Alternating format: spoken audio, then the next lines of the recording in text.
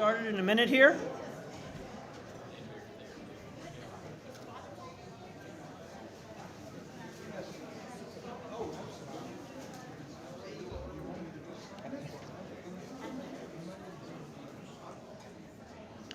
Well, welcome back. And I'd like to start by saying that I am not Jim Crisp.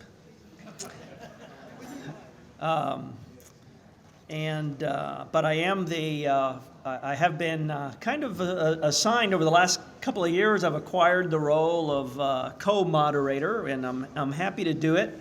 I'm director of the Center for the Study of the Southwest, and we've been helping to co-sponsor this event from far-off San Marcos, Texas.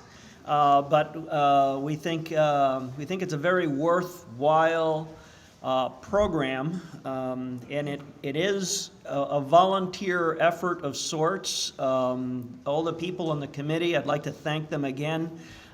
They've been so wonderful, especially the last few years as we've stretched the boundaries of the Battle of San Jacinto to include all kinds of things that make, in a way, the battle more meaningful by setting it into a historical context that previously was rather narrowly defined in military terms and in strictly political terms. But as you've heard today, and as those of you who might look into the Conservancy's archive of presentations from previous years, we have looked at the lives and experiences of Tejanos before, during, and immediately after the battle.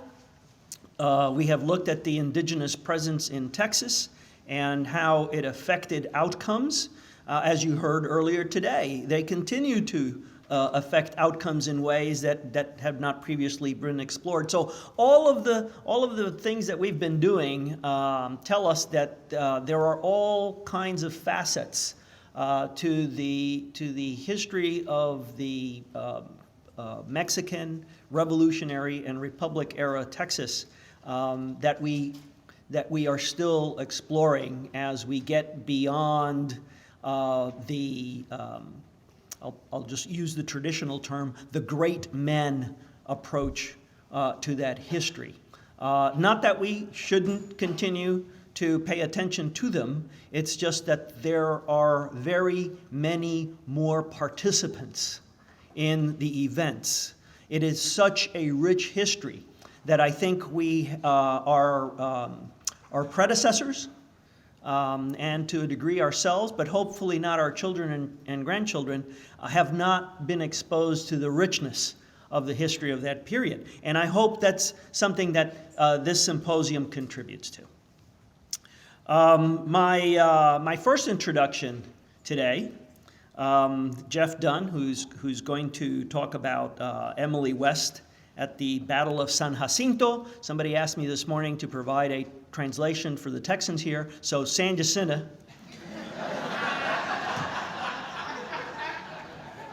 And was she the Yellow Rose, and really in Santa Anna's tent, is brought to us by a man who has made an avocational career of studying the Battle of San Jacinto. If you want to know anything about that campaign, the person to ask is Jeff Dunn.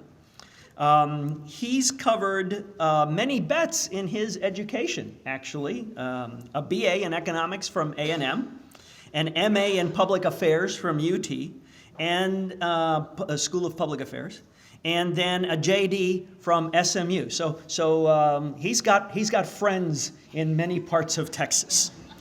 He made the cut as best lawyers in America in banking law and Texas's best lawyers for a number of years.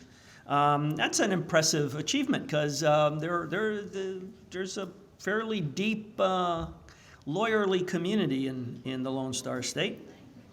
But it's his other career that interests us. Aside from being a founder of the, again, San Jacinto Symposium, Jeff has written extensively about the battle, the subject of his talk today, in that very special way.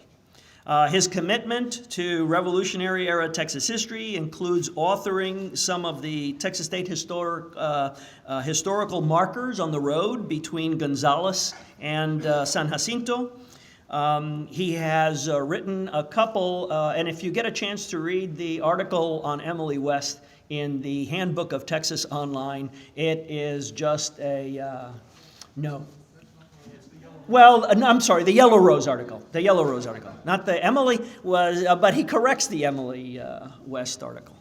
But the Yellow Rose article is his. It's a masterful job of sleuthing of the popular culture behind the story of the song and how it got connected to the myth of Emily. Like most of us on the program today, he's an active member of the Texas State Historical Association, the San Jacinto Conservancy, which has in fact named him a hero of San Jacinto. So, Jeff?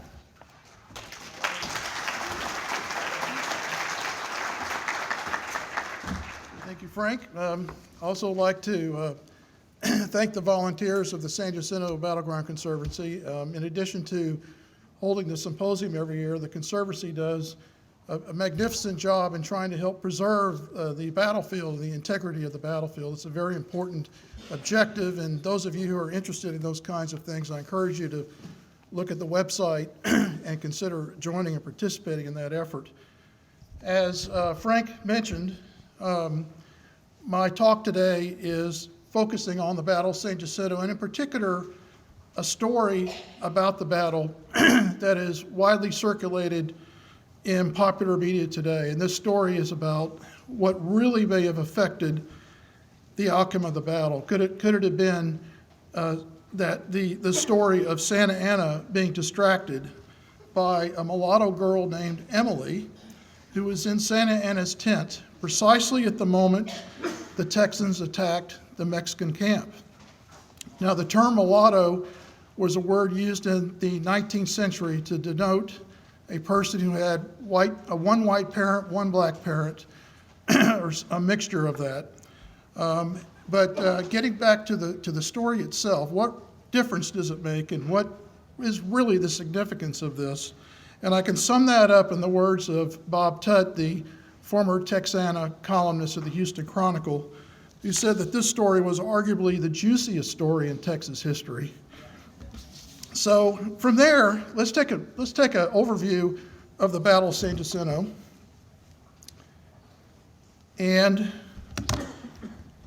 we'll start with exactly what happened. On the afternoon of April 21st, 1836, near where Buffalo Bayou joins the San Jacinto River, the Texas Army under Sam Houston marched across an open field and attacked the Mexican Army under General Santa Anna. And according to most accounts, it took the Texans less than 20 minutes to attack and capture Santa Anna's camp. During the remainder of that afternoon, frightened Mexican soldiers threw down their guns and fled for their lives. By dusk, nearly half of the 1,200 or so men in Santa Anna's division were killed and about 700 taken prisoners. There were only about 9 Texans dead and about 23 wounded, including Sam Houston. And although it was a brief battle involving only about 2,000 men, San Jacinto became recognized as a pivotal event in North American history. Those living in the 19th century pointed to San Jacinto as the decisive battle that ended Mexican sovereignty over Texas, helped establish the independent Republic of Texas, and eventually led to the annexation of Texas to the United States and the acquisition of territory all the way to the West Coast. And what makes San Jacinto particularly unusual is, as battles go, is that the defeated General Santa Anna was captured the following day and brought before Houston, and there spent the next week with his tent side by side with Sam Houston's tent on the battlefield. Something like this has rarely occurred in military history. In fact, it probably has never occurred since then in any battle anywhere in the world. At least I'm not aware of that, which makes this battle particularly interesting. The fact that the two commanders were there ensconced together for that long period of time. A few days after the battle, Sam Houston wrote his report to the Texan government. He did not rationalize the victory by accusing Santa Anna of being unprepared or by him being an inadequate opposing commander. Instead, he attributed the Texan victory to the valor of his officers and his men. Santa Anna was kept a prisoner of the Texans for the next 7 months. And in November of 1836, he was moved around to Galveston, Velasco, and Brazoria. But in November of 1836, he was escorted to Washington, D.C., had an audience with President Andrew Jackson. The Americans put him on a U.S. vessel, and he was taken back to Veracruz, where he lived. And at that point, in March of 1837, he finally had a chance to give his side of the story in a couple of letters that he wrote to the Mexican government and the people of Mexico.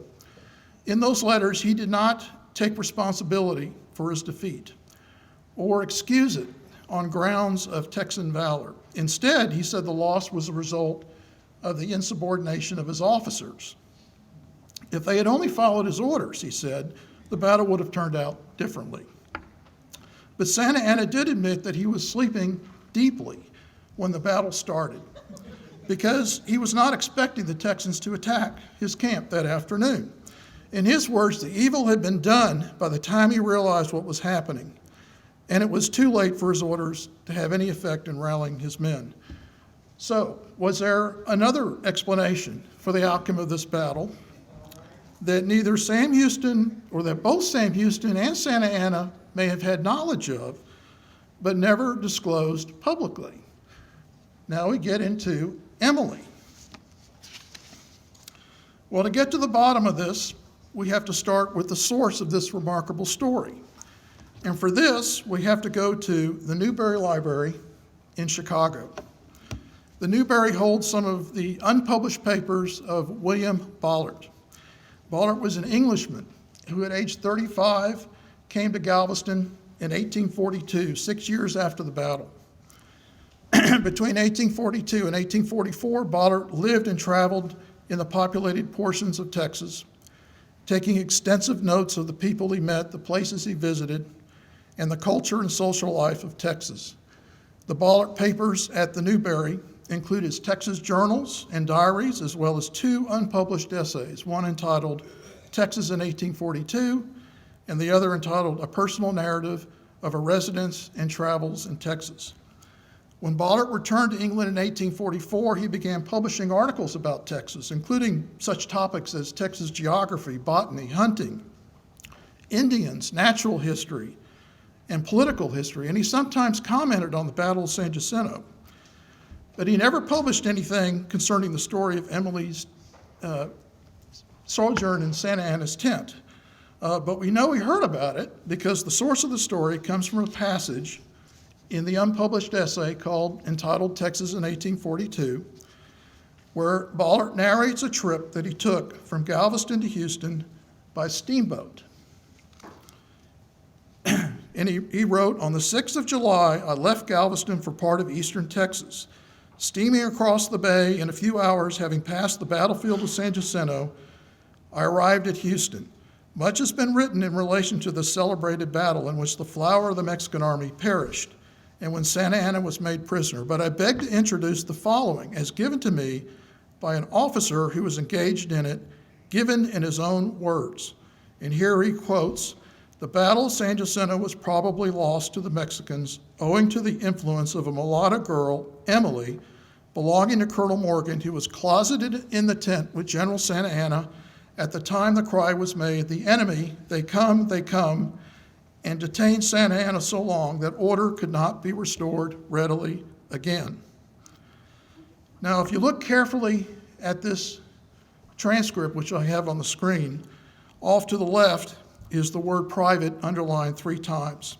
It's not clear if Bollard wrote that or somebody else, but we know this story was never published during his lifetime. And this unpublished story, original manuscript, is the sole source of the story of Emily and Santa Anna's tent. There's no published account of the story in any 19th century source. And every story that you've read about Emily can be traced to this passage and only this passage.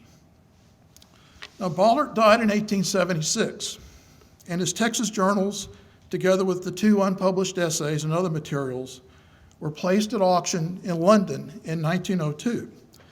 And as it happened, the buyer was an American.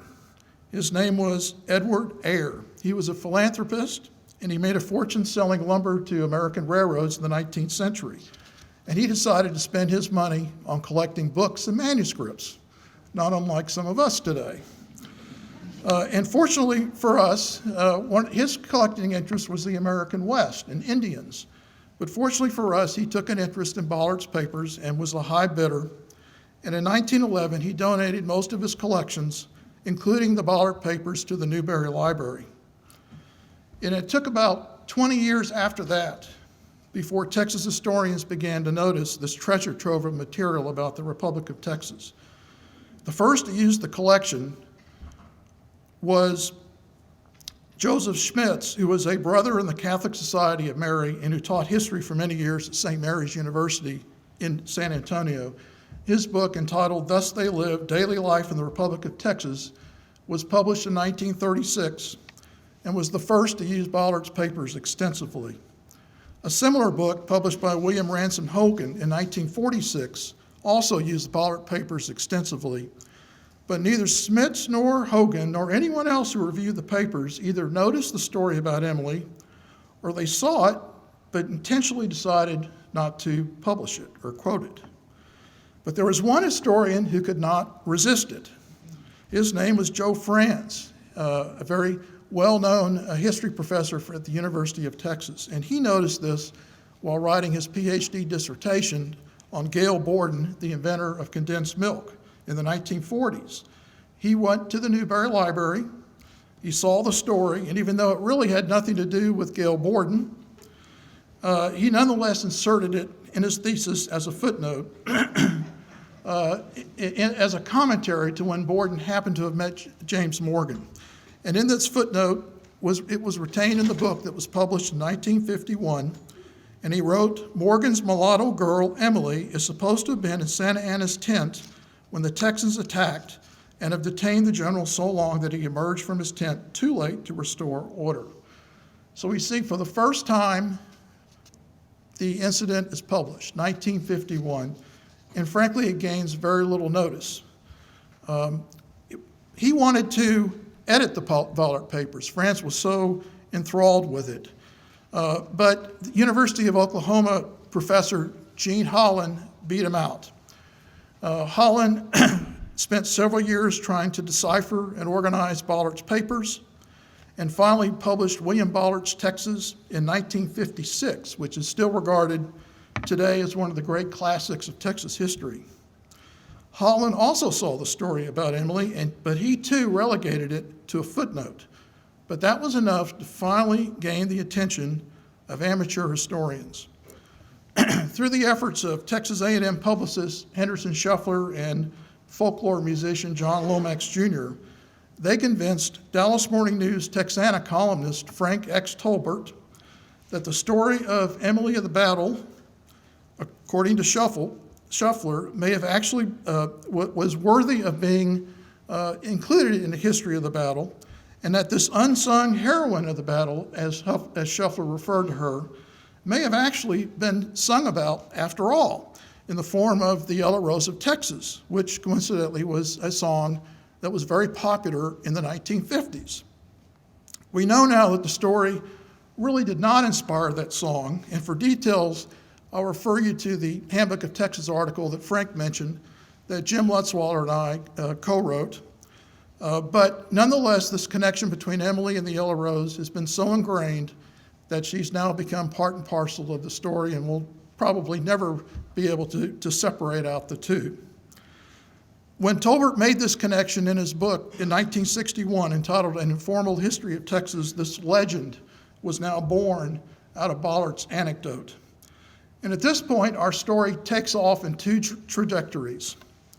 The first is how the story evolved over time and became popularized, starting out with speculation that Emily must have been a very attractive, if not seductive, person, and certainly a slave of this Colonel Morgan, and therefore was assigned his surname and became Emily Morgan.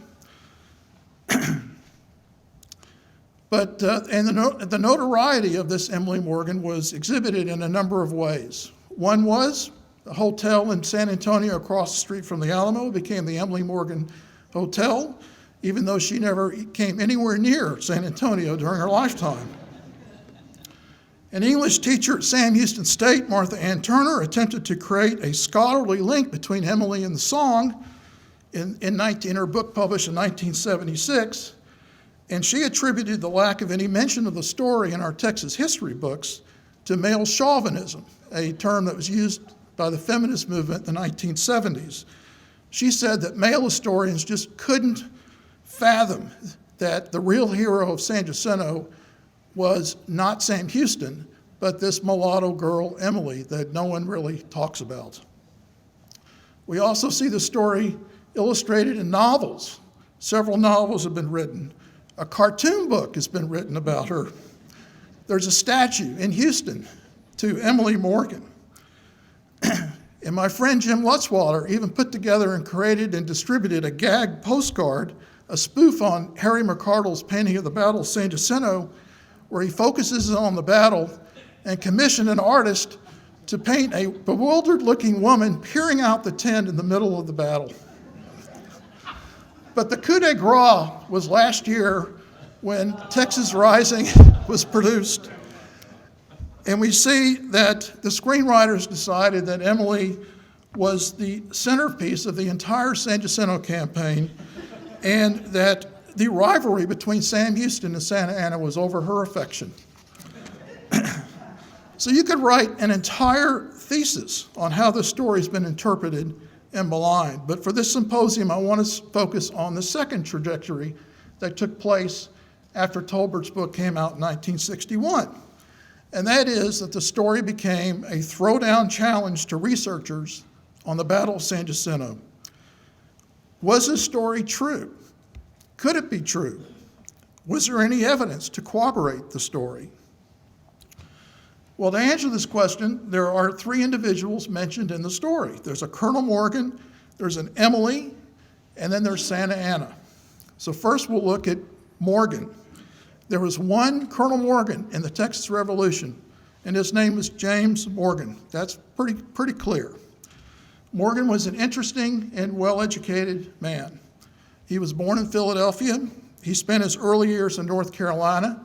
He moved to Florida and then to Texas in 1830. When he came to Texas, he brought with him 18 slaves. 2 documents survive with the names of these slaves. None of them are named Emily. Interestingly enough, one of them, named Nancy, did take his surname, and she became Nancy Morgan. But there was never a woman named Emily Morgan. In 1834, with financial backing from a group of investors residing in New York City, Morgan purchased a 1,600-acre tract of land known as Cloppers Point, which is a peninsula separating the mouth of the San Jacinto River and Upper Galveston Bay. Today, the site is called Morgan's Point, named after Colonel Morgan. Morgan started to lay out a town at the site and called it New Washington. He had ambitions that this town would one day become the metropolis and capital of Texas. And in fact, it might have been the Houston of the future. That's what he was envisioning. To get this town growing, he needed skilled workers, trading vessels, and merchandise. And for this, he needed money. So he returned north in April 1835 to start the process, arriving first at New Haven, Connecticut. While in New Haven, he purchased 2 schooners with the assistance of John P. Austin, who was a cousin of Stephen F. Austin and who lived in New Haven. He also advertised in the local newspaper for workers willing to relocate to Texas. This advertisement offered permanent employment for house carpenters, ship carpenters, blacksmiths, and various laborers, with free passage to Texas. Later that summer, in 1835, he traveled to New York City, where he started to buy merchandise, and again, advertises in a New York newspaper for skilled workers. In October 1835, the investors organized the New Washington Association and subscribed $60,000 in capital for the venture. Most of these investors, including New York port collector Samuel Swartout, were from New York City, but there are also a few from Mexico City, including Lorenzo de Zavala. James Morgan was the only Texan subscriber, and he was appointed the Texas agent for the association. Now, Morgan later wrote that he hired and brought to Texas 13 workmen, 4 servants, and, quote, a lady for a housekeeper, unquote. And this is where a little serendipity comes into play and how my personal involvement with Emily got started. And this happened in 1991 when I was an attorney here in Houston representing a local bank. And I was called by that bank to work on a loan transaction that was secured by a group of historical Texana documents. I reviewed those documents and realized that the collection was the remnant of a group of documents amassed by the late William Philpott, who died in 1971. And working my way through that collection, I started seeing a number of business papers signed by Morgan and found 6 employment contracts or indentures entered into by Morgan in October 1835, one of whom was a free black named Webster Augustus, who was from New Haven, Connecticut, and 5 others from New York. And one of these was a contract for Emily D. West of New Haven, Connecticut, and James Morgan of Texas. This remarkable document links Morgan, the earliest document that links Morgan with a woman named Emily, and is the earliest known record that we have of Emily D. West. So could this be the mulatto girl who belonged to Colonel Morgan, according to Ballard's account? So I'll read you this contract. It reads, "This agreement made and entered into between Emily West of New Haven, Connecticut, of the one part, and James Morgan of Texas of the other part, witnesses that the said West hereby binds herself that she will go out in Morgan's vessel to Texas, and there work for Morgan at any kind of housework she, said West, is qualified to do, and to industriously pursue the same from the time she commences until the end of 12 months, and not quit or leave Morgan's employ after she commences work for him at any time whatever, without Morgan's consent, until the end of 12 months aforesaid, said Morgan hereby binding himself to take West out to Texas on his vessel free of expense, and to set West to work within 1 week after she gets there, if not sooner. Morgan agreeing to pay West at the rate of $100 per year, said wages to be paid every 3 months if requested." There are some interesting features about this contract. First, it's signed by Emily D. West and James Morgan. And secondly, it's also countersigned by a man named Simeon S. Jocelyn, who was white and was also from New Haven and served as a minister to New Haven's first black church. He was also a prominent and outspoken abolitionist at a time when abolitionists were considered the radical fringe, even in the North. The implication of his signature is that he knew Emily, and since they were both from New Haven, it was plausible that Emily may have been a member of his church. There's nothing here, though, to indicate that she was a woman of color, but that certainly creates a strong inference that she could have been because of his signature. Fortunately, all of these contracts were preserved along with the other documents in that Philpott collection and sold to the University of Texas at Arlington, where they're now preserved today. So Morgan took these workmen, servants, and Emily, transported them on his vessels to Texas in November of 1835, and they arrived in New Washington in late December. They were immediately put to work. They started erecting structures, handling cargo for shipments going back and forth to New Orleans. New Washington was becoming the town that Morgan dreamed it would be. Emily and the others arrived, though, during the middle of the Texas Revolution. Only a few weeks later, Santa Anna's forces entered Texas. The Alamo falls. Texas declares independence at Washington on the Brazos. Moves the seat of government to Harrisburg. on Buffalo Bayou, which is very close to New Washington. Morgan is now appointed colonel and given command of Galveston Island. He takes some of his workmen with him, but leaves many of his slaves, his free black servants, and others at New Washington to assist government officials and others escaping from the Mexican army. Meanwhile, the Mexican army and Sam Houston's army move eastward toward Harrisburg and Galveston Bay. There's Simeon Jocelyn, and there's a map of current Harris County showing the convergence of the armies.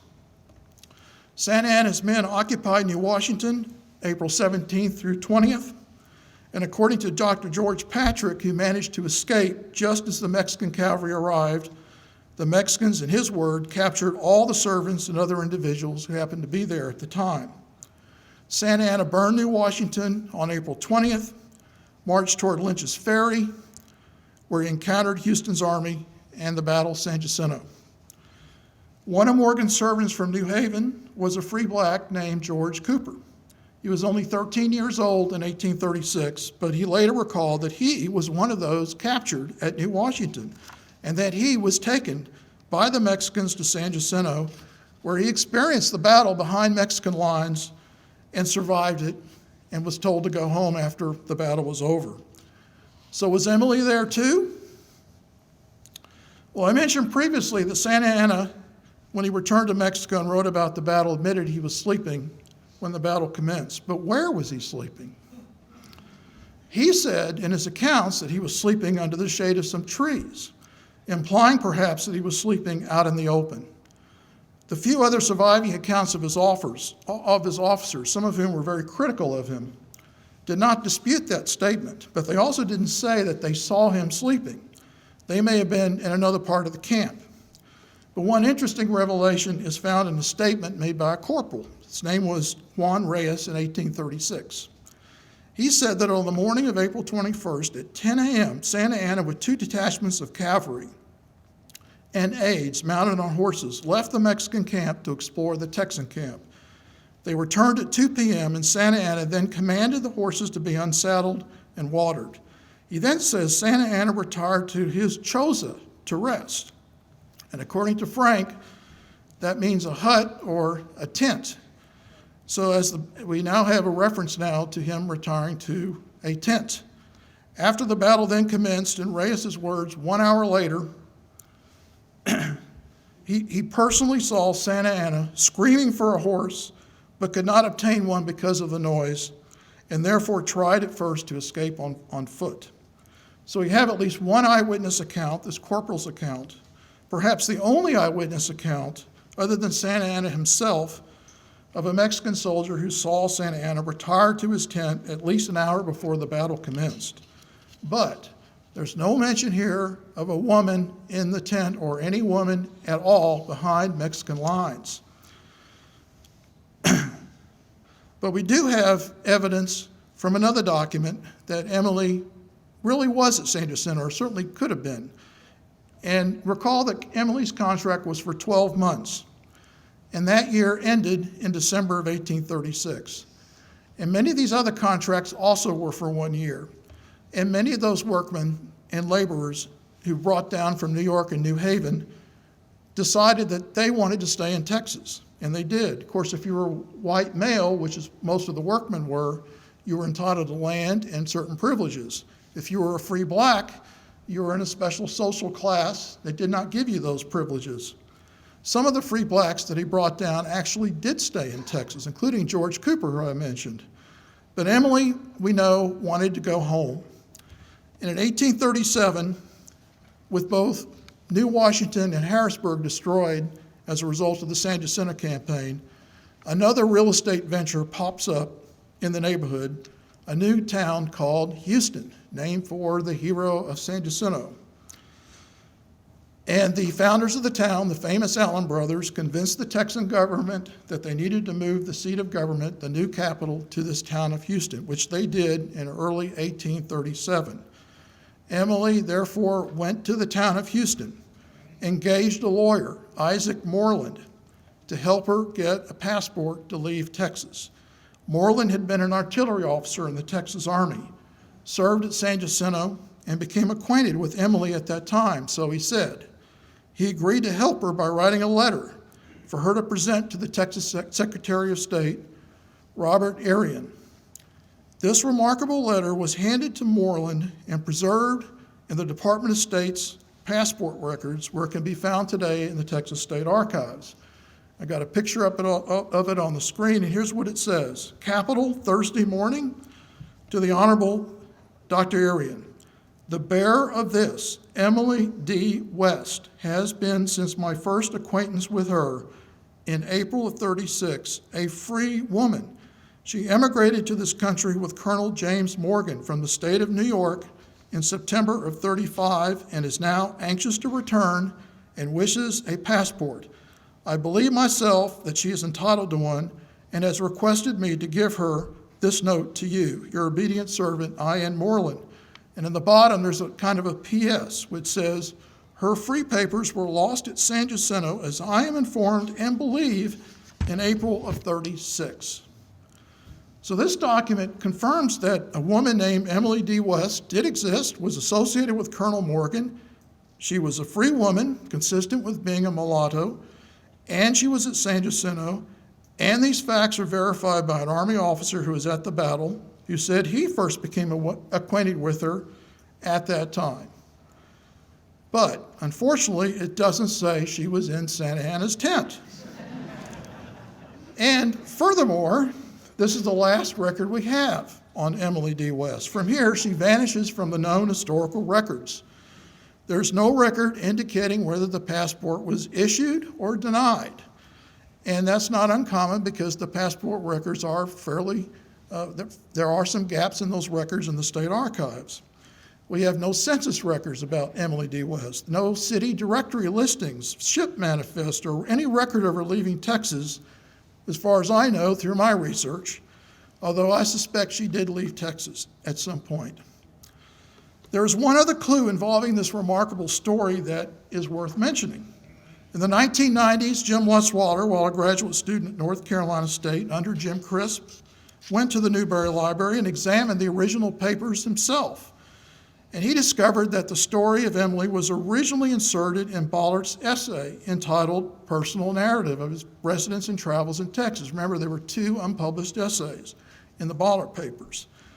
And what Bollart did was he cut out the portion of the page containing that story and pasted it into a page of the other essay called Texas in 1842, where it appears today. Now, the significance of this discovery is that when you examine the page on which the story was initially written, Bollart introduces the story differently from the way he introduces the story in the essay Texas in 1842. Instead of saying that the source was an officer in the Army, he says in his personal narrative that it came from, quote, an unpublished letter written by General Houston to a friend. So this strongly suggests that the story originated from Sam Houston, which of course he would have been in a position to know about it because he spent a week with Santa Anna after the battle and certainly was having many conversations with soldiers at that time on both sides. Unfortunately, though, Bollart did not transcribe the full letter. There's no transcription of that letter in Bollart's papers at the Newberry. Now, I don't have time to go into full details here, but in my own research of Bollart's papers, it appears to me that the friend who received that letter was a man named John Dorr, who was a law partner of Houston and Nacogdoches. And it was Dorr who showed Bollart the letter while they were in Galveston and met in 1842. This is all according to Bollart's journals. He wrote in his journal that Dorr showed Bollart several letters that Houston had written to Dorr, and that's the only reference in Bollart's papers where he talks about looking at letters that Sam Houston wrote. So Sam Houston, as the author, adds an intriguing new twist to the story, but like the other evidence, does not definitively prove that Emily D. West was in fact in Santa Anna's tent. But is there enough evidence to prove it based on the documents I've recited to you when all these records are viewed as a whole? Well, we still, at the end of the day, still only have one source, that she was in the tent. But I would say that there's enough circumstantial evidence to provide some corroboration for it. It's plausible, but it can't be dismissed as a hoax or a legend.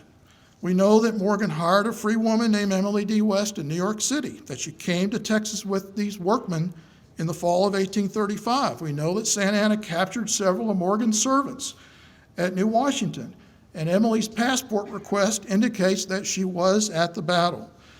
She was certainly at the right place at the right time, but until we find other source material, I don't think we can say with certainty that she was in Santa Anna's tent. And unfortunately, this is often the great frustration of historical research, as we've heard previously today. There will always be gaps that we wish we could fill, but simply cannot, because the only reason we can know anything about the past is from the records that are left behind. And these records are always incomplete and sometimes wrong.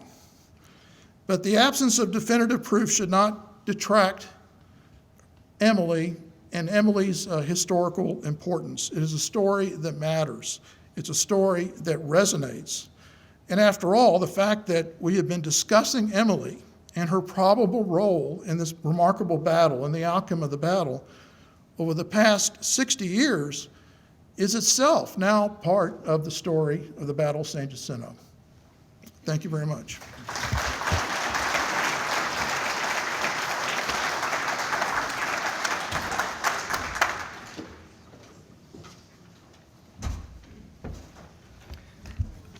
Well, we continue to, quite remarkably, run ahead of schedule. And so I am going to use my powers of moderation to moderate us into a break right now, from which we shall reassemble at 2:45 for our final presentation, which will actually take us through the battlefields of the War of Independence from an African American perspective. So 2:45. Thank you. All right, well, if we can gather the people who are outside, let them know that we're going to go ahead and get started. I also want to remind those of you who have already arrived that after the next session, we do have a question-answer period. And in order to do that, I've already gotten a couple of questions. If you would be so good as to fill out, do your question from the form, and if you could bring them to the table where Jim is holding his hand up, if you could bring it over to him, because we're going to collate these very quickly. We're going to see what order we want to answer them in. We would appreciate the questions in written form. In the meantime, because we're now getting to the shooting match, if you will, where our next and final speaker is Alwyn Barr, and he's going to be addressing the issue of slavery, slaves, and free African Americans in the Texas Revolution and Republic. Alwyn is one of those people who didn't want to leave Austin. So after his BA at UT, he went on for his MA and finally his PhD there. But he had to go out in search of a job, and he finally found a permanent home at Texas Tech back in 1969 and still lives there. Aside from teaching and mentoring, he has trained almost 36 students who got their doctorates under his direction. And that is an accomplishment. Quite a few of them doing topics on African American history. He has done extensive consulting work for the National Park Service, the National Endowment for the Humanities, Humanities Texas. I was very fortunate to be on the grants committee with him for a few years. He is perhaps has the distinction, or at least it's distinctive, of his turn as a consultant to a 2006 public TV reality show, Texas Ranch House, in which people attempted to live as people would back in 1867. And if you have a question about that, you can actually, why not? He's won numerous research and service awards. He too is a fellow of the Texas State Historical Association, where he preceded Merlene and me in the office of president. He's a member of the Texas Institute of Letters. His extensive writings on the Civil War and Reconstruction include 3 works particularly important for our program today. Black Texans, A History of African Americans in Texas, which is now in its 2nd edition, and the African Texans, and the co-edited with Robert Calvert, Black Leaders, Texans for Their Times. And he's already had to sign a few of these during the day, and they're out, at least a couple of them are out in the bookstore, booksellers, so run out and get a copy of those. And with no further ado, Alwyn.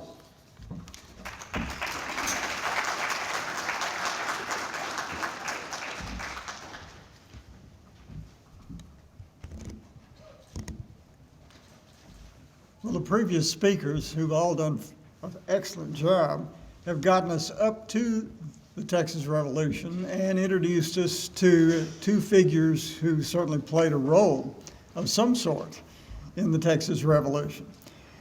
What I would like to do is pick up and elaborate at that point on the role of African Americans, both slave and free African Americans, in the Revolution, and then follow them into the Republic and see what impact the Revolution had on their lives in the Republic of Texas.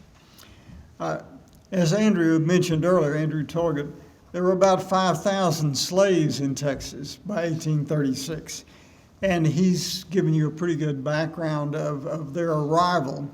We do need to know a little more, I think, about free blacks, free African Americans in Texas. They were a much smaller group, only about 150 at the time of the Texas Revolution, but they included some interesting people who played roles in this period, certainly. There are probably 2 reasons why free African Americans would come to Texas, and these are people coming from the United States. Frank has already talked about the Afro-Tejano experience, so I'm going to be looking at the free African Americans who are coming from the United States. There are really 2 basic reasons. One is the obvious one, that like Anglo-frontiersmen, they saw the potential for opportunity, especially economic opportunity. And we have some interesting people who came under those circumstances. A man named Robert Thompson, for example, was a cattle raiser in the coastal plain. Emmanuel Hardin was a farmer who comes to Texas to improve his chances of a larger farm. Greenberry Logan is a blacksmith who brings his talents to Texas and works with other people who need his services. A woman named Zelia Husk lived in larger communities and washed clothes for more prominent families, but clearly provided a service in those communities. And of course, we've heard about Emily West, who came as a housekeeper. So clearly, free African Americans perform a variety of roles. In addition, we need to understand that free African Americans may have come, in some cases, for other reasons. There were several interracial couples who came to Texas because under Mexican law, under Mexican Texas, they were more accepted socially and especially in terms of their legal status. They could acquire land, they could participate as a member of the community, as a citizen within the Texas community. So we have people like William Goins in Nacogdoches, who was mulatto, and in terms of his own background, He had a white wife. On the other hand, we have in the community around Bastrop a man named John Weber, who was Anglo-American, but he had an African-American wife. Eventually, in the years after the Texas Republic, enough people would come to that area and who didn't get along with the idea of an interracial couple, so that Weber and his wife moved to South Texas in the Rio Grande Valley. But at that time, during the Revolution Republic period, Weber and his wife were living in the Bastrop region, and in fact, there was a place called Weberville named for him. Well, we have a sense of who these people are then, and we need to think about the importance of the Revolution for them. Both groups face the potential for abrupt change, and they've got to make some challenging choices about what they're going to do in this situation. So let's think about that for a moment. Different results could lead to greater freedom or perhaps greater limitations on their status. And it could be different for slaves from, say, free African Americans. First of all, we can understand that for slaves who were under the control of other people, this could be an opportunity for escape or even for banding together and conducting some kind of revolt. We've heard about a revolt under other circumstances in Louisiana that carried over into East Texas. At the same time, there is the possibility, of course, that aiding the revolution could lead to freedom, perhaps, for a slave, or for a free African American might enhance their role, their acceptance within the Anglo community around them. They lived among Anglos, and perhaps we ought to, let's see if I can, well, whoops, there we are. Nope, one too far. Okay. What we have at this point is a map that gives you a sense of where slaves were actually located in Texas at the time of the Revolution and on into the Republic period. Concentrated along the upper coast and along the Louisiana border, extending out perhaps to central Texas. And free African Americans were scattered about in these same communities, smaller numbers of them, of course. As I suggested, the possibility of escape existed, and so we'll include a slide that gives you a sense of that possibility, a drawing from the period of slaves escaping.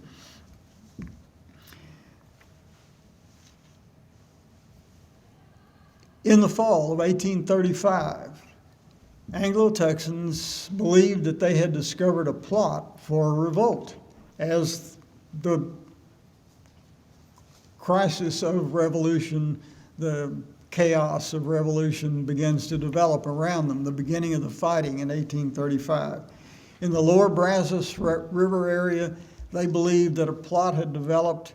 They thought they had enough evidence that they broke it up by seizing a number of slaves who seemed to be moving around. They whipped a number of them, maybe as many as 100. They probably executed 2 or 3 people who they viewed as the leaders to put down what they thought was going to be a revolt. During the spring of 1836, when we have 2 Mexican armies advancing into Texas, there was the possibility of escape. So it's clear that considerable numbers of escapes are taking place during this same time. We have one really striking example. A slave named Arch was obviously the most committed of all. He escaped 6 times during this chaotic period and was recaptured 6 times. And a slave who's escaping is going to be punished for trying to escape. So this is someone with great determination, because he tried it a 7th time, and apparently they didn't catch him, and so he got away. When the Battle of San Jacinto is won, the importance of slavery becomes important. It becomes clear again, I think, when we look at the peace treaty.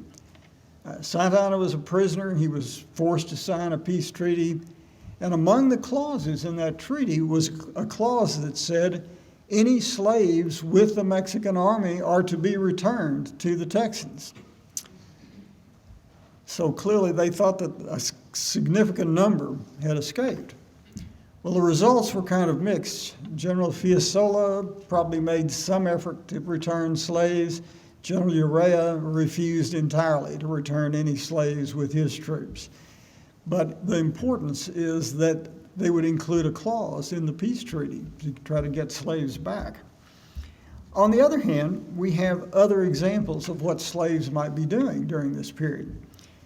Certainly, Texans, Anglo-Texans, used slaves as part of their efforts at defense. Slaves were used to build defenses at Galveston, where the government was retreating as the Mexican armies advanced. And in fact, some of the ships, some of the riverboats that were operating to move people and supplies to Galveston partially had slave crews helping to operate those riverboats. So clearly slaves might be used in those ways. In addition, we have slaves who operated autonomously with the agreement of the slaveholder. Let me give you a couple of examples. This is Thomas McKinney, a prominent merchant, supporter of the Revolution. McKinney has a slave named Carey, and Carey had developed enough rapport with McKinney that McKinney would let him do things on his own without being supervised constantly. Well, he allowed Carey to deliver messages for the Texas Army. Now, this is a situation where Carey could have made a run for it.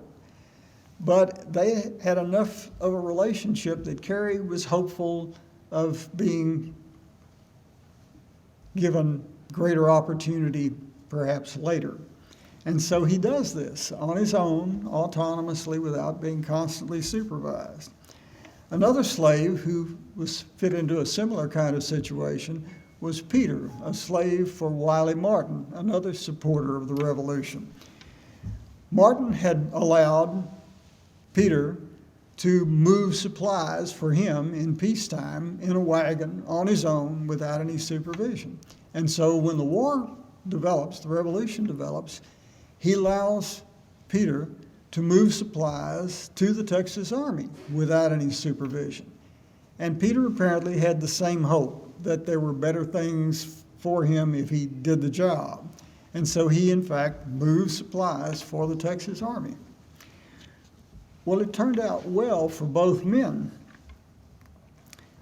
because during the period of the Republic, with the support of their owners, McKinney and Martin, Carey and Peter both presented petitions to the Republic government asking for their freedom, which were approved because it was supported by their former owners who were freeing them and because of their service in the Revolution.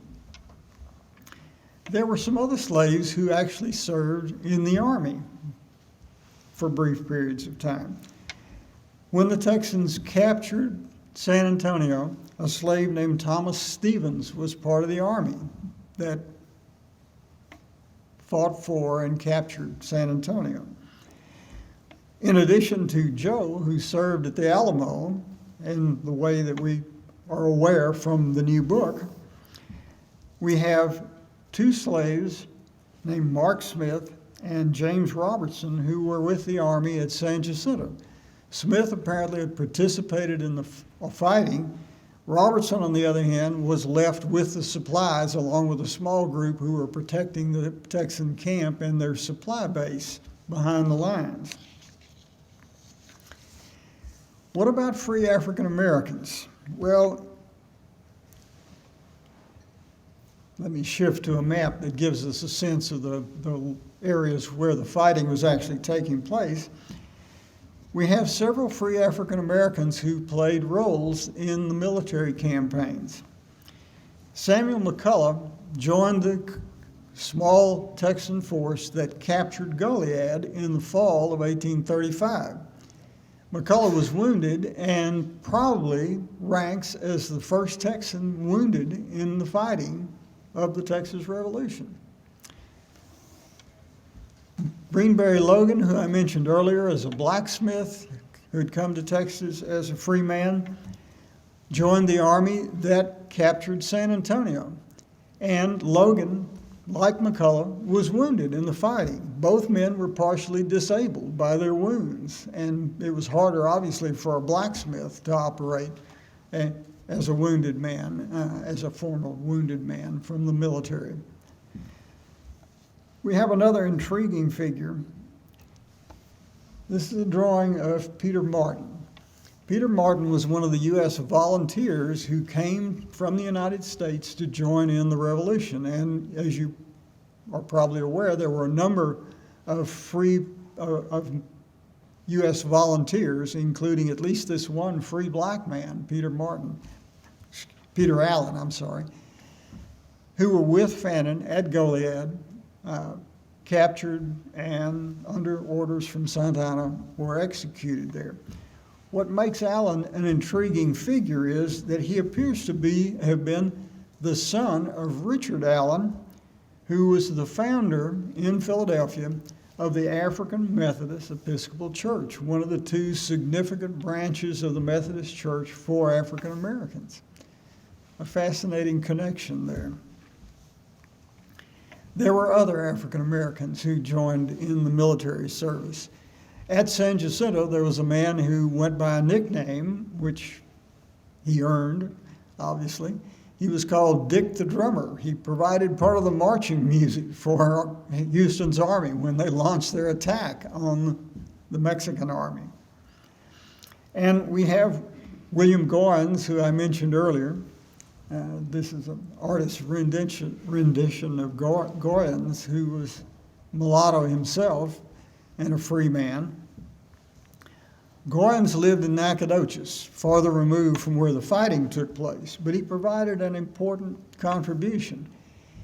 He had learned to speak with the Cherokee Indians, and so he was an interpreter in the negotiations between the Texans and the Cherokee to be sure that the Cherokee didn't join in with the Mexicans in attacking the Texans during the Revolution.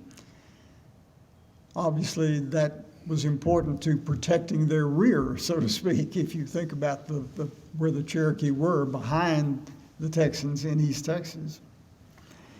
And in addition, Robert Thompson, who I mentioned earlier, a cattle raiser, along with the Ashworth families who had come to Texas from Louisiana, were of mixed ancestry, living along the coast near the Sabine. Thompson and the Ashworths provided cattle as well as a rifle and a horse to the Texan Army. They were providing part of the supplies that kept the Texan Army going during the Revolution. Well, clearly then we have free African Americans as well as slaves who provided services to the revolutionary cause. So what is the impact of this going to be then when we get into the period of the Republic, once the Revolution has been won? The Constitution of the Republic of Texas clearly protects slavery. We've heard about the controversy within Mexican Texas between the Mexican government, between the state government in Coahuila, and the Texans in terms of maintaining slavery. No question about that once the Republic exists. The Texas Constitution of the Republic clearly protected slavery. It even said that an owner of slaves couldn't free the slaves unless he got permission from the Congress of the Republic. So that's kind of the ultimate protection for slavery. Slavery is clearly growing during this period. From 5,000 perhaps at the time of the Revolution, it's up, the number of slaves continuing to come in from the United States. Slaveholders bringing them in.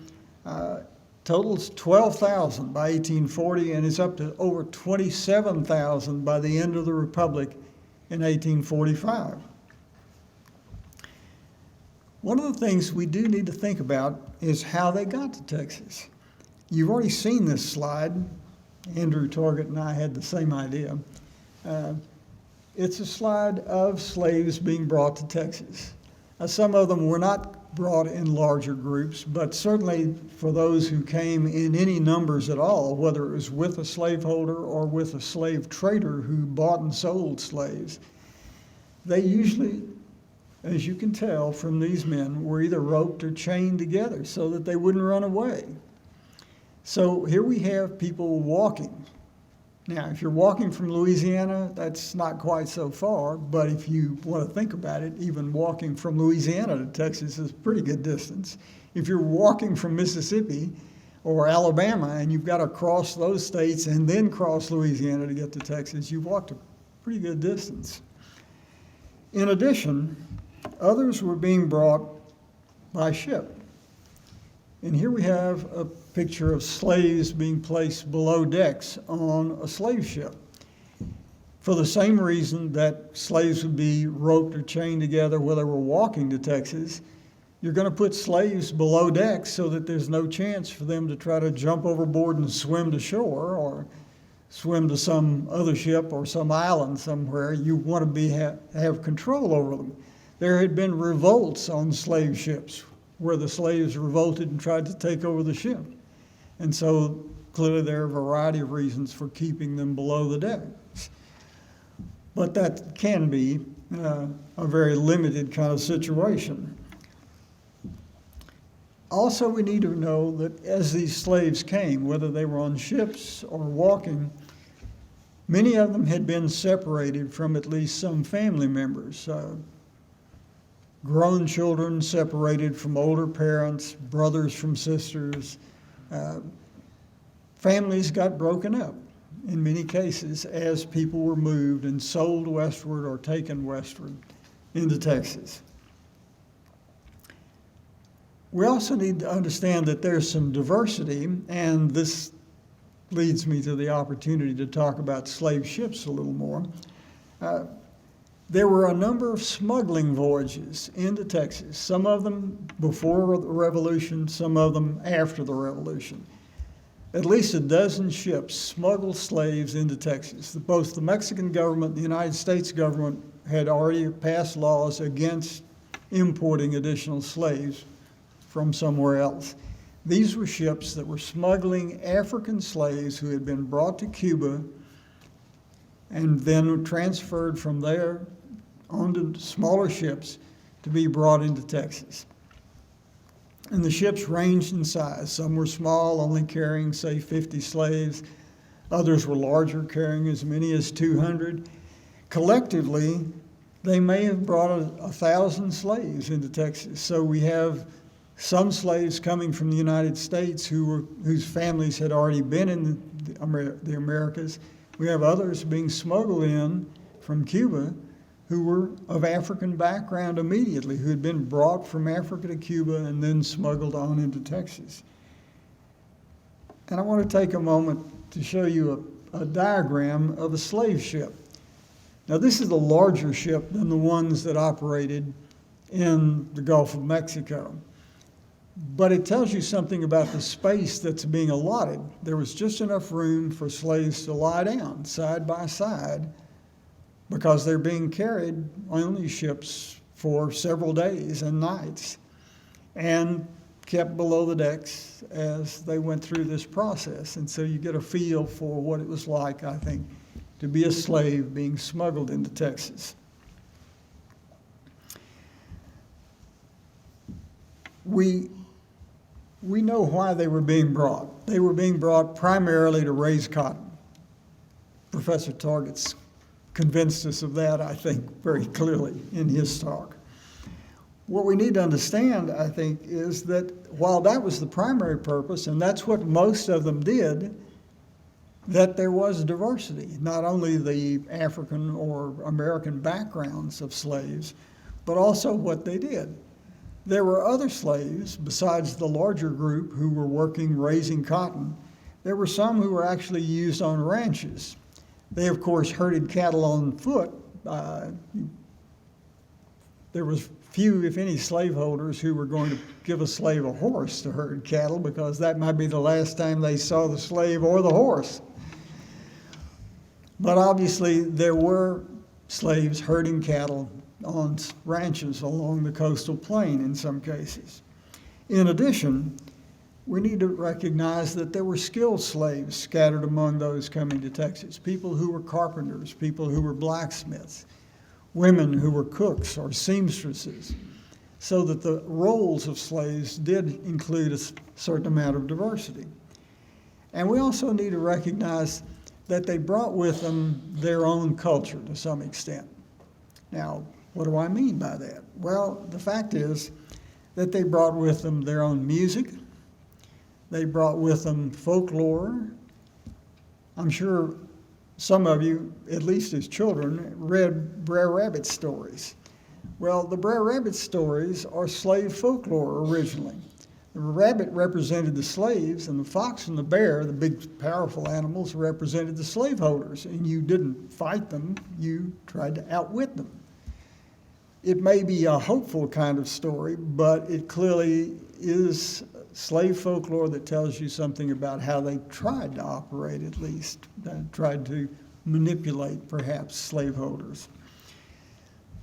In addition, they brought with them their ideas about religion. Those coming from the United States might very well have become Christians in some sense, but they had their own ideas about Christianity. They really liked the Moses story, although they might not tell the slaveholders that. And then you have these African slaves who may well be bringing a different kind of religious view, variety of possibilities that were non-Christian, coming from Africa. The point is, they did have some culture of their own, and it helped them exercise some control over their lives in a world in which they were controlled by other people. So it's important to have some feel for the slaves as they came into Texas.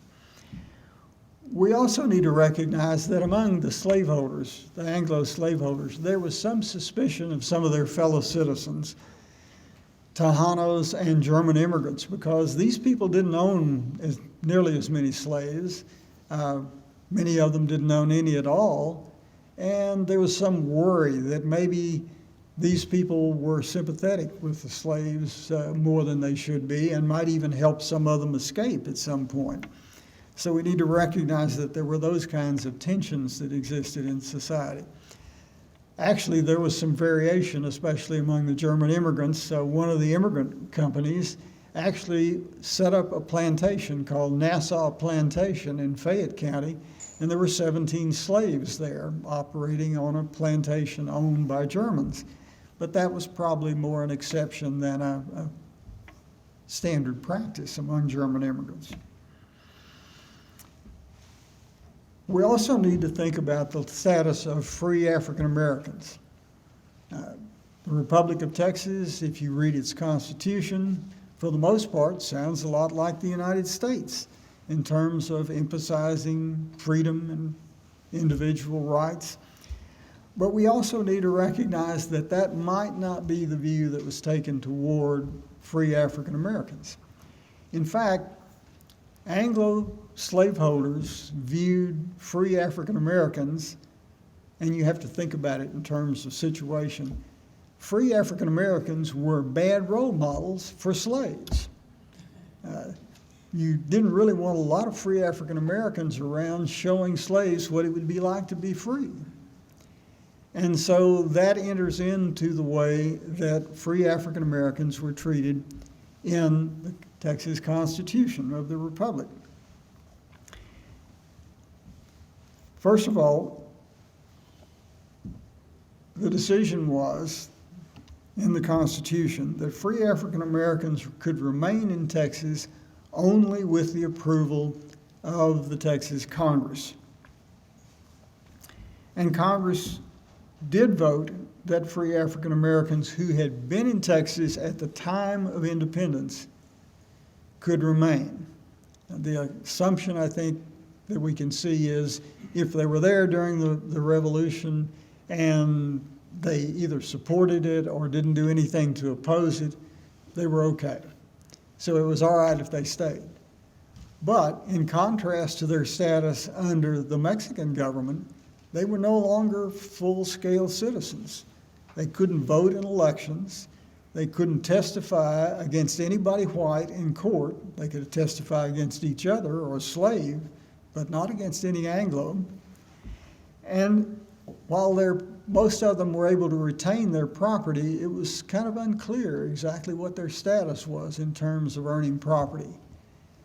For instance, when people ask for land because of, say, military service, they were generally given land if they were Anglo, but for African Americans, frequently they were offered money but no additional land, which suggests that there was an effort to keep the land in the hands mostly of Anglos. So it's a changed situation for them. It gets even livelier in 1839 when the Houston city government decides that it wants to expel any African American in the town. It's not a big town, but it's one of the larger ones in Texas at that time. They emphasized their fear that free African Americans were a threat to slavery. They talked about them being useless, clearly a kind of racial stereotype. On the other hand, the local court in Houston reined in the city government by reminding them what the Congress had said, that free African Americans could stay as long as they'd been there at the time of independence. But some of that negative view carried over into the next session of the Republic's Congress. In 1840, early 1840, the Congress was concerned about the possibility of additional free African Americans moving into the Republic. They decided that they were worried about that. They didn't want a buildup of free African American population, that worry about a bad role model for slaves. So what they decided was that anyone who had come after independence was going to have to leave. They gave them a short period of time to put their affairs in order and get out. And if they didn't, they could be enslaved. They could be forced into slavery, which would be a real pressure, obviously. If you think about this, what they're doing is saying, we're not going to allow any free African Americans to come into Texas. There's a certain irony in that because the Anglo-Texans had faced that same kind of rule from Mexico in 1830. Well, at that point, they also went one step further. They decided that they were going to require all free African Americans to leave the Republic by 1842. They were going to give the ones who'd been there longer more time to leave, a couple of years.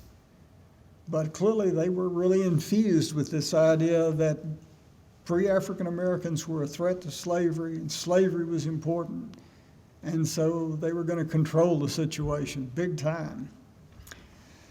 Well, at that point, free African Americans, let me switch just a moment. What we can recognize, I think, is that there, of course, were still some slaves escaping, by the way, during the period of the Republic, because we have ads for slaves. And by the way, by the early 1850s, Texas slaveholders were estimating that there were 3,000 escaped slaves in northern Mexico, and we're actually thinking about sending expeditions down to try to recapture them. But the Texas Constitution, and you can read what it has to say about both slavery and about free African Americans. The Texas Constitution had originally allowed people to stay. I'm going to move on one more time here. We need to understand that once this new act of Congress said everybody who's free is an African American is going to have to leave, that there's going to be a reaction. There are people who've been there for years now, and they don't really want to go. And so they contact their friends and their neighbors, their Anglo friends and neighbors. And they say, I want to petition the Congress to let me stay, me as an individual or us as a family. Won't you help us? And they got a lot of people to sign these petitions. It was very interesting at that point. The petitions began to come in. Some had 10 names by Anglo neighbors and friends signing for them. 20, 40, 50. Long petitions, petitioning that this family or that individual should be able to stay from all over the Republic.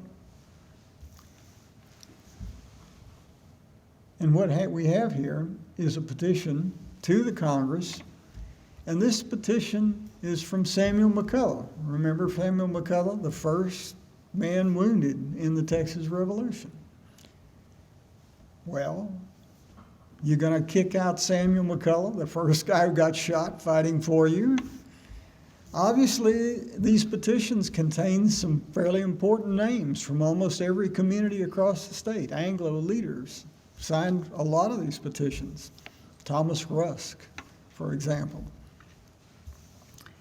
As a result, the next meeting of Congress in late 1840 found themselves faced with stacks of petitions from free African Americans. They looked them over and they found that there were 3 basic arguments. One argument was these people are good neighbors. They go about their business, they're taking care of themselves, and maybe they contribute to the community in certain ways. So it's fine with us if they stay. The second argument is the McCullough argument. They've served in the military. And these were not only from some of the people I talked about earlier who had fought in the Revolution, there were petitions from a number of other African American men who had served in frontier defense forces, either fighting Indians or defending against Mexican raids along the Rio Grande. You're going to really kick people out who've been fighting for you? And finally, there were other petitions that said these people contribute a specific skill that we need in our community. This fellow is a blacksmith. This fellow is a barber. This fellow runs a livery stable, like Carey, who, after he's freed, runs a livery stable. Or this fellow's a rancher and raises horses, does useful things in our agricultural community. As a result, the Congress steps back and says, well, maybe we got carried away. And so in late 1840, they went back to their original position that anyone who was a free African American could stay in Texas if they had come before independence was declared. A lot of people went, whew. But on the other hand, they still didn't want more African Americans immigrating into Texas. And so they said, we'll give you a little more time, but you people who came after independence do have to leave. But you can have until 1842, over a year from the time that this second Congress is meeting. Well, the Republic of Texas, as you're already aware, had a variety of problems, diplomatic problems, financial problems, problems dealing with Native Americans and worrying about their relationship with Mexico, which involves some sporadic fighting from time to time. And the financial problems were especially getting larger, and so the whole question of the status of African Americans seemed to fade at that point. And when 1842 came, President Houston, who was back in office for his second term as president, put off the deadline, said, it's okay, you can have until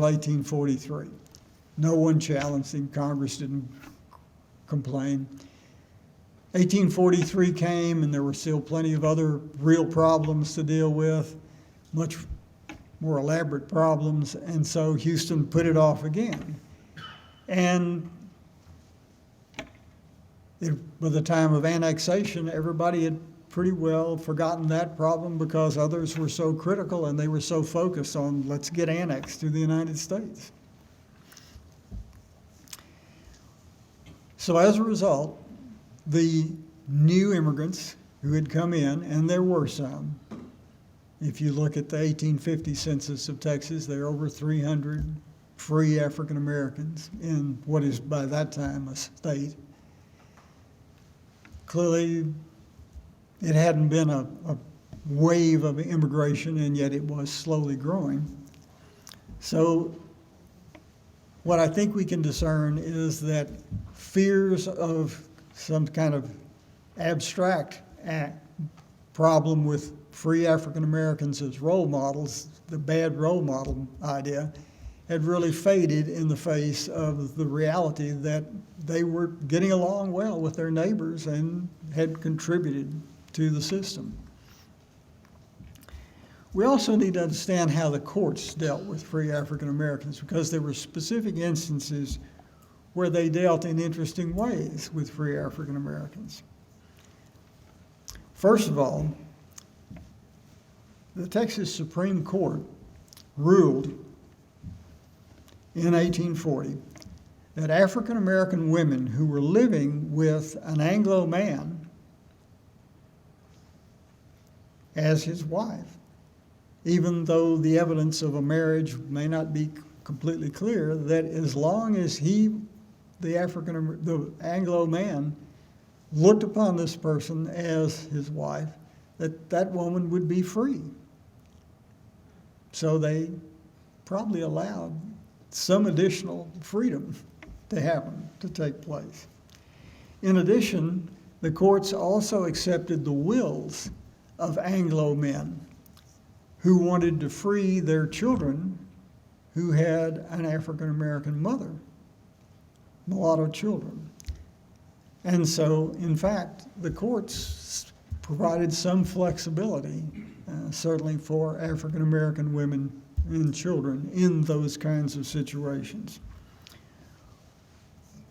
What I think we can conclude in looking at this situation is that certainly the legal status of free African Americans was limited in some ways. Not being able to vote, not being able to testify in court were real limitations. At the same time, the fears of actually being pushed out had died down. The reality was that the people who knew free African Americans as individuals generally were sympathetic to them, got along with them. When we think about slavery, what I think we can conclude is that clearly slavery was growing and was more firmly legal than it had been under Mexico. And yet at the same time, we have other fears of revolt or plots from time to time. Slaveholders worry about the possibility that that's going to happen. And slaves were continuing to escape whenever they could, so that this buildup of slave population in northern Mexico, former slave population in northern Mexico, is an additional worry within the Republic. A kind of interesting balance, a balance that leads us with kind of mixed views of what's happening, and an understanding that slaves were trying to gain more control over their situation when they were being controlled, obviously, as slaves. And at the same time, that free African Americans were doing their best to maintain as much control as they could and maintain their freedom within at least the bounds that remain. Thank you.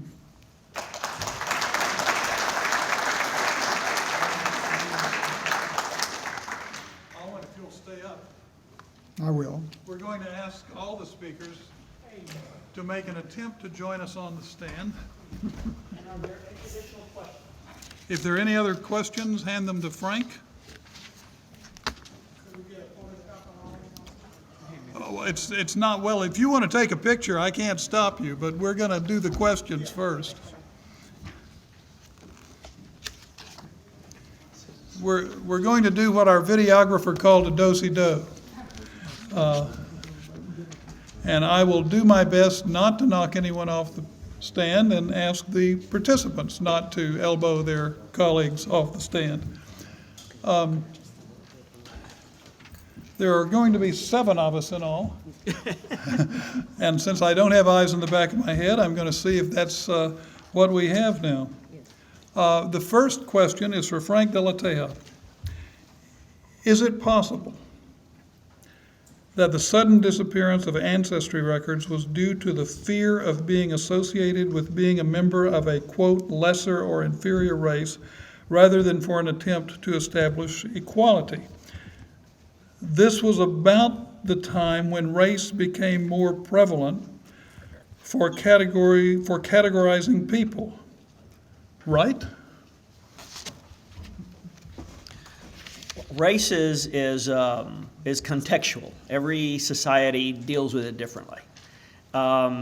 It's certainly always possible. My reading of the sources, what I have read, and my looking at what is happening both in Mexico City and a few months later, actually, in Saltillo, in regard to working out social relations, is that there is a consistent thought that, well, let me put it to you this way.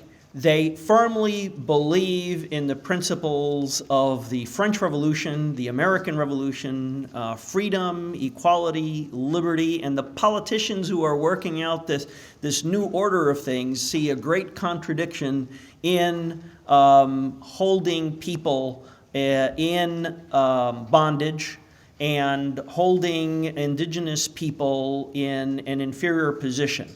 So they have this aspiration, they have this goal, they have this ideal that by abolishing the, lost the feed. Probably the battery. Okay, well, that's okay, I can talk louder. It's not a problem for me. There's another mic here. Okay, Take this one. all right.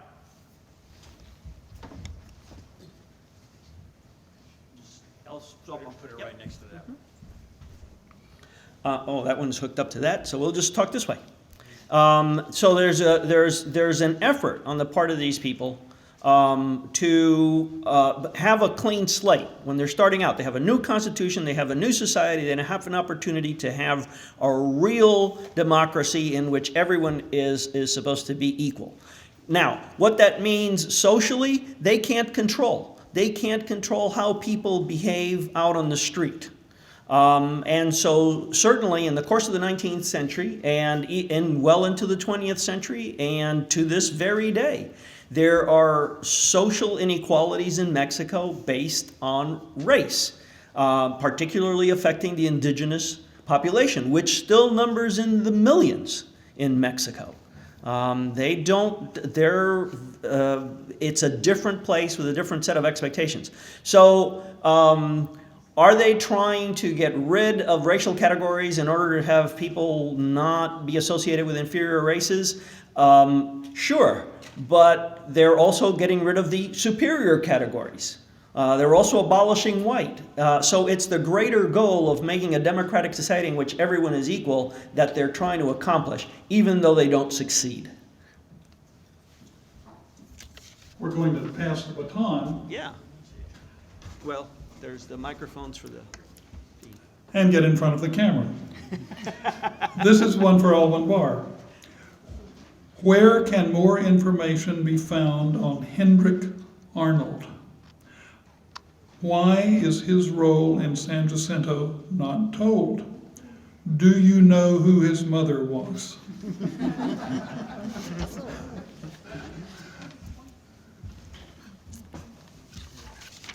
Well, Hendrik Arnold's background and his role is complicated and apparently open to a certain amount of debate.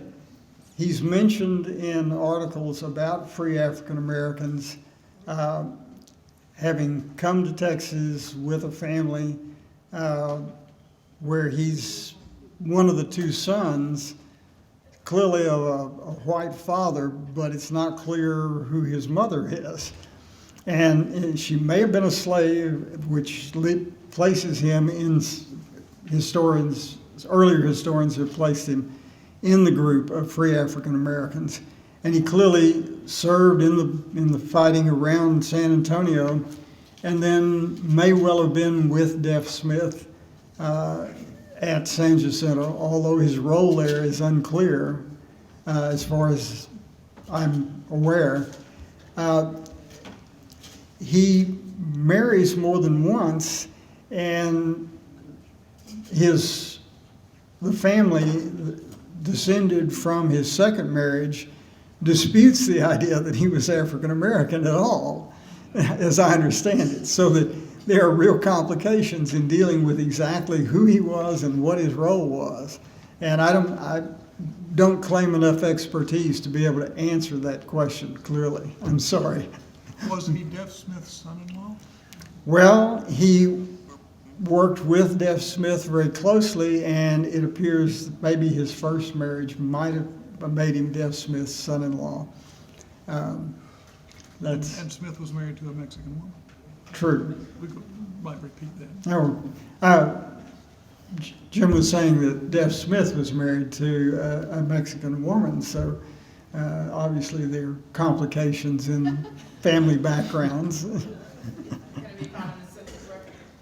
I'm sorry? Can he be found in a census record? He can certainly be found, but the records are not clear when it comes to race. So that's the complication, I think. He didn't live long enough to be in the census of 1850, which would have declared a race. That's part of the problem, unfortunately, that we don't have that clarification. Here's a question that perhaps Andrew or perhaps Frank can answer. Was it common for Tejano families like Navarro, Erasmus Seguin, to have slaves? I'll let Andrew follow up. The answer is yes. Both the Navarros and the Seguins had slaves. Now, what they didn't have was the kind of slaves that we're normally used to thinking about, because we're normally used to thinking about cotton slave labor, and that's certainly the Seguins did not have that. Navarro had a couple of slaves that helped out on his ranches, but they seemed to be of the servant variety, performing a number of other functions. Correct. There's a follow-up on the same sheet. Was the Texas independence movement a true revolution or a rebellion? Tangled question. Let me try to tackle it. It was an effort to preserve the status quo by both the Tejanos and by the Anglo-Texans. So it was a revolution more towards the conservative side of hanging on to slavery in the face of growing Mexican opposition in many ways. And it was also a revolution towards the object of liberty for those people who did not want a strong central government. But you have to understand that in American history, liberty and slavery were tangled together. And so that the defense of liberty for slave owners meant a defense of their liberty to hold slaves. It's the great contradiction in American history, and it's not peripheral, it's central to American history. Here's one for no one in particular. Did Sam Houston use drugs? Cocaine? Alcohol? The last answer is you betcha. When Houston was baptized after he married Margaret Lee, he was told that it was going to wash away all of his sins. and he said that he pitied the fishes downstream. Does anyone want to handle the drug question? Probably not. He had hartshorn that he often took through his nostrils, but that wasn't the same as cocaine. And then here's one for whoever wants to take it. Where and when did Santa Anna die? And I would add to that my own question, was he reconciled with his leg? Okay, well, he died in Mexico City in 1874, I believe it was, and he was not reconciled with his leg, which the good people of Mexico City had previously taken out of its cenotaph and dragged through the streets in protest to some of his escapades. So, but back to the drug question, actually both Santa Anna and I believe Houston himself were laudanum users. And laudanum was a drug. It was an opiate. It combined cocaine with alcohol. And so and it was a common remedy for a variety of things, including sleeplessness. So yes, and Santa Anna died poor and unloved, and his family tried to get him, tried to get the government and others to recognize him, but they'd had enough of him by the time he died. Here's one that Andrew will have more trouble dodging, since it's directed directly to him. How can historians actively support the development of a national truth and reconciliation initiative? Please discuss how Mirabeau Lamar and Jane Long's stories fit into the cotton market explosion story. Discuss how historians might more aggressively promote a national reparations program of the heart and mind. And while you're at it, tie this to the problem of historical narrative, cultural myth production, and cultural revelation. No pressure.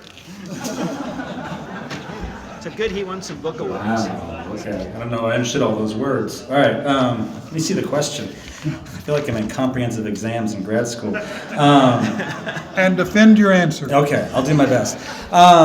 Okay, let me start with truth and reconciliation. Well, I will say the most important thing I think we can do as historians is push through mythology, right? And I think with Texas history in particular, there's a whole lot of that.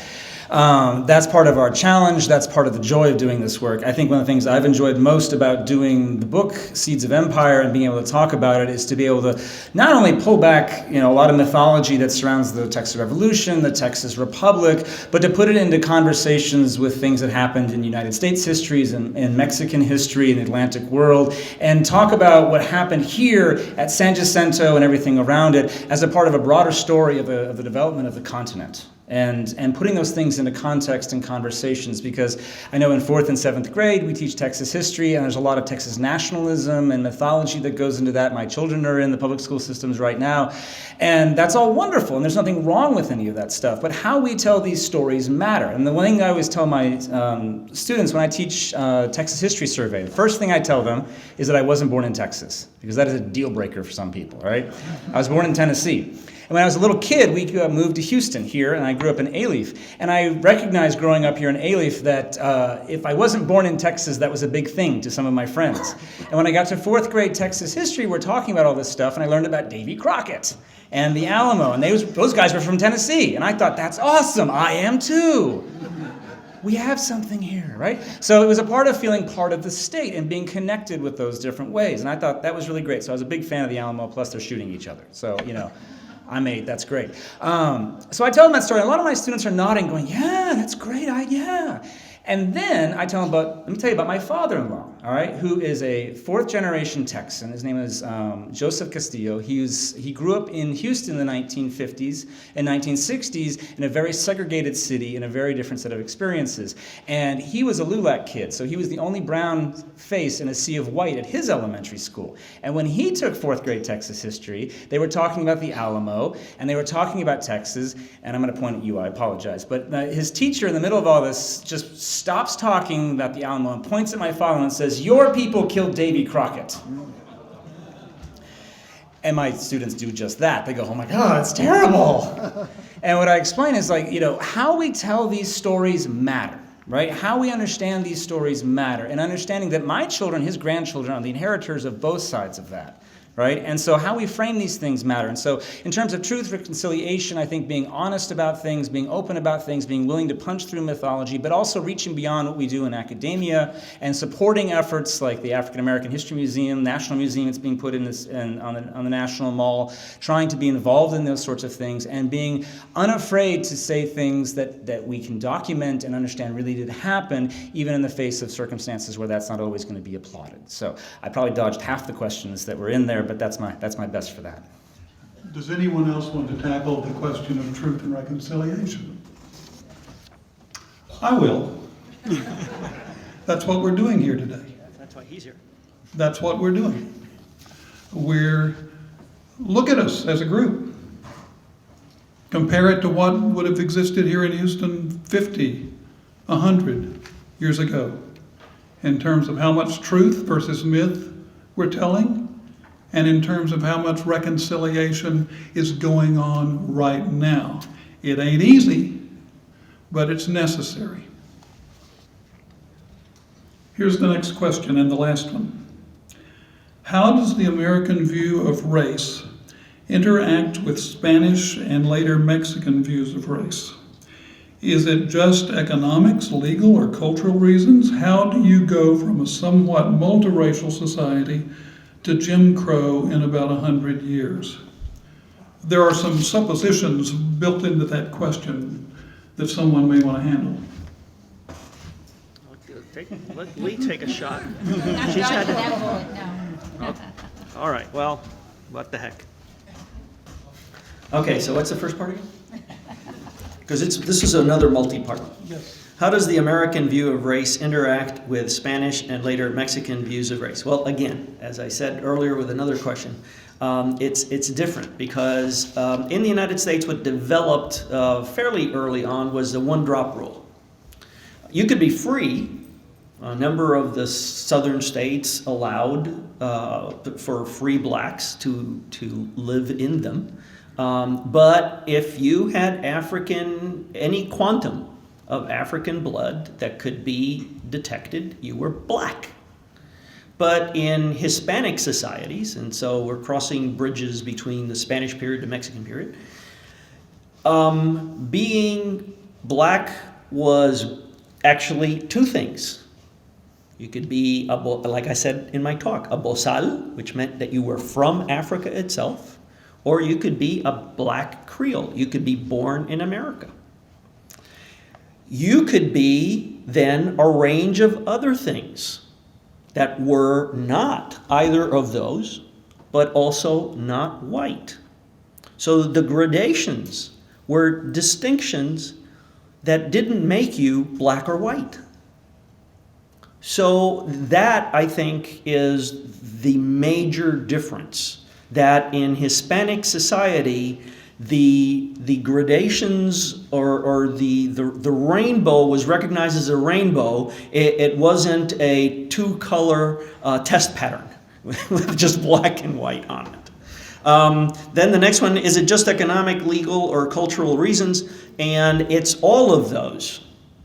It is absolutely all of those, and we don't have time here to get into the specifics, but elements of all of those things enter into how people are viewed. And again, as I said in my presentation in the morning, in the Hispanic world, you could actually buy your way into being at least legally Spanish, even though phenologically anybody could look at you and see that you were not.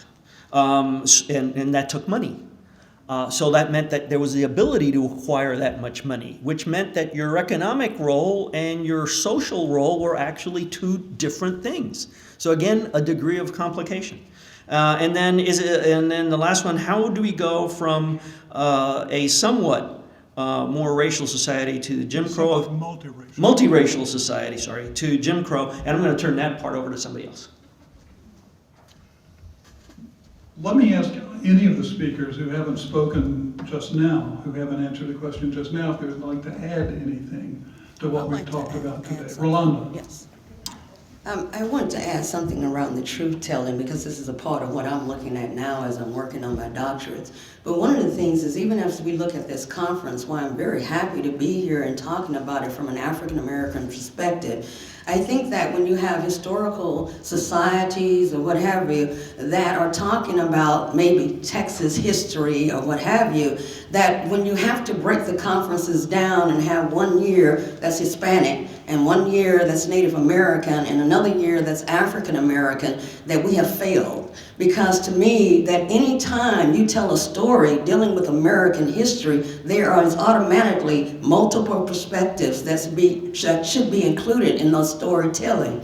I don't know of any point in American history where you can isolate a group and say there was no other cultural group associated with it at that time. So if we simply tell the American story, we will automatically touch on different cultural groups, and there won't be a need then to divide these conferences out based on race. So that's it. Well said. On the other hand, highlighting particular groups from time to time is not a bad idea, especially when Texas history, as often understood in the popular culture, is monochrome. It was whitewashed when I was taught Texas history. But as I said at the beginning of this conference, it's not political correctness to talk about all these groups when we're talking about Texas history. It is historical correctness. Look at Texas in the early 19th century. Indigenous native groups, intrusive native groups, immigrant native groups from the United States, African Americans, Creole Africans, Hispanic Africans, European immigrants, Anglos from the United States, the Germans, etc. I could go on and on. It is a rainbow. And when we make the assumption as we talk about Texas history that it's not, we've made a mistake. Any other comments? Well, I just would like to add from a legal perspective that when you look at these laws, and Alwyn got into this a little bit, but when you look at what the dominant Anglo-American population was doing in Texas, they were creating this special class of people called free blacks, free Africans, and mulattoes, and making them distinct from slaves and citizens who were whites. And for better or worse, people were classed in this way. For example, in Emily's case, literally 2 weeks after she arrived, the General Council, which was the provisional government of Texas at the time, passed an ordinance that prohibited the importation or immigration of any free blacks and mulattoes into Texas. And if you did that, and someone caught this person, they could be sold into slavery, and the proceeds one-third of the proceeds would go to the whistleblower. Now, I don't think there's any evidence that ever happened, but that was the kind of laws that were enacted. The Constitution, as Alwyn pointed out, reinforced this concept that there's going to be a distinction between not only Anglo-Americans, but also Indians. Africans and Indians were accepted from being citizens, and free blacks were also put in a separate category. Basically, what the Constitution said was you could not, if you were a free black, you could not live permanently in the Republic unless Congress said you could do so. And that's why you had those petitions to Congress. And the controversy continued in June of 1837.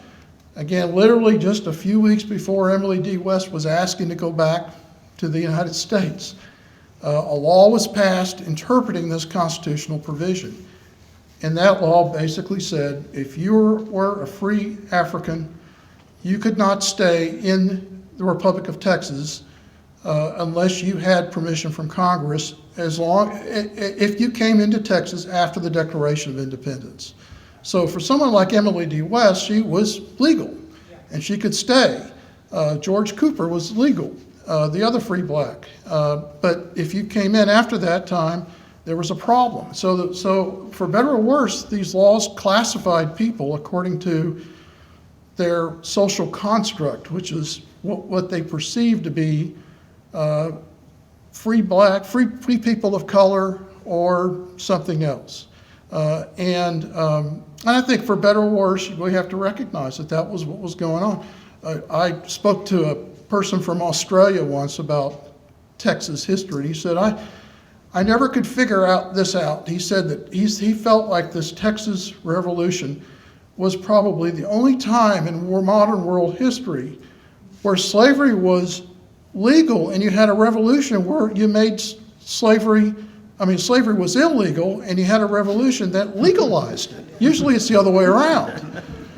But almost in a sense, that's kind of what happened. We don't like to talk about it a lot, but in a sense, that is sort of what was going on during this period of time. And so, personally, I agree with Rolanda in the sense that I think we should treat people as individuals. Individuals, regardless of your makeup and whatever, and it shouldn't be categorized because some people are difficult to categorize. But I think it's a practical matter if you look at the laws at the time. The laws were dividing people into these groups. The Republic of Texas was doing this. State of Texas was doing this. The Civil War ended a lot of that, but continued it in different ways. And so we have to kind of look at it from a legal perspective too. Thank you, Jeff. Let me just continue by talking about a couple of the books that I got signed today. One was Andrew's. And I think one of Andrew's most challenging hypotheses is that the experience of the Texas Republic, which was a failure, anticipated what might well have happened to the Confederate States of America had they succeeded in winning their independence. It might have been a success leading to failure. You don't have to agree with that, but you do have to read his book. The other book, and the one I brought up with me just now, is Lee Spencer White's and Ron Jackson's Joe, the Slave Who Became an Alamo Legend. For a good bit of my career in the recent years, I was writing mostly blurbs. I have a blurb on the back of her book. I got pretty good at writing blurbs. And because the only criticism I had of Lee's talk was that she did not blow her horn loudly enough, let me read the blurb and think about what it says in answer to some of these questions we've just been asking.